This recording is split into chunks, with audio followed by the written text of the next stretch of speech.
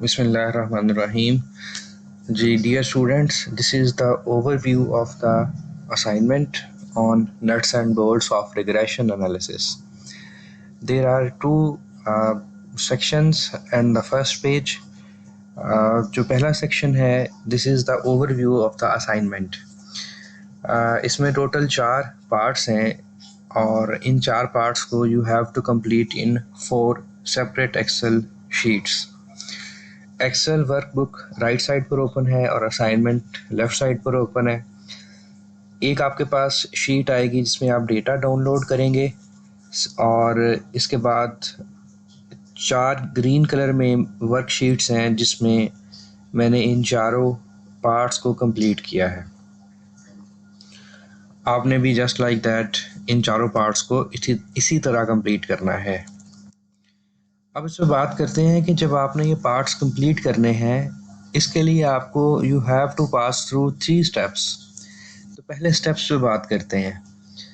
Step 1 is about downloading data. Step 2 is about creating excel sheets which are 4, 1 for every part.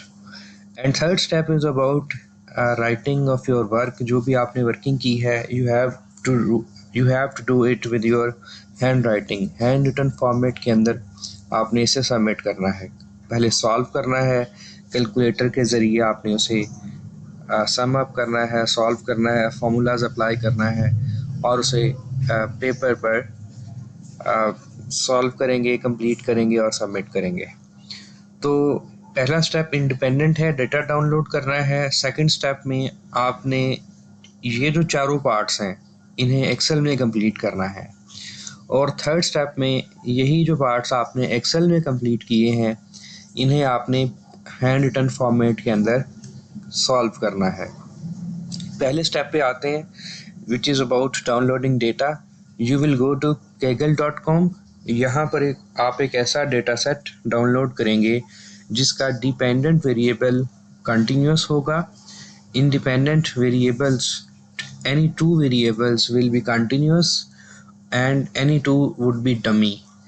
और dummy variable आपके पास वो variable है जिसकी observation 0 और 1 होती है and 0 is the reference category.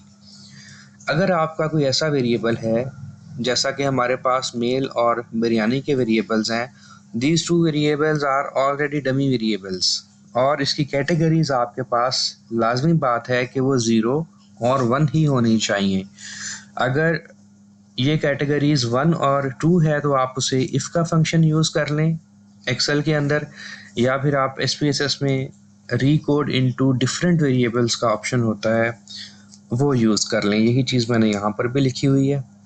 इसके बाद आपने, अगर आपके मल्टी कैटेगरी वेरिएबल्स हैं तो उसके लिए आप जो है इफ़ का फंक्शन भी यूज़ कर सकते हैं और रीकोड इनटू डिफरेंट वेरिएबल्स का फंक्शन भी यूज़ कर सकते हैं. और अगर आपके 3 कैटेगरीज हैं किसी डमी की तो आपके 2 वेरिएबल्स डमी बनेंगे. n-1 का फार्मूला यूज़ किया जाता है और जो बेस कैटेगरी होगी, रेफरेंस कैटेगरी होगी, उसके लिए आप डमी नहीं बनाएंगे. तो फर्स्ट स्टेप में हमने इसे रॉ डेटा सेट नेम दे दिया है. This is the first part.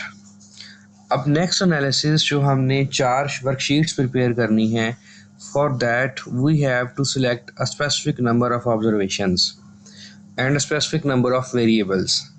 तो आपने इस कंप्लीट डेटा सेट पे काम नहीं करना, इसमें से कुछ सिलेक्टेड वेरिएबल्स पर काम करना है. Let me record separate short video for each sheet.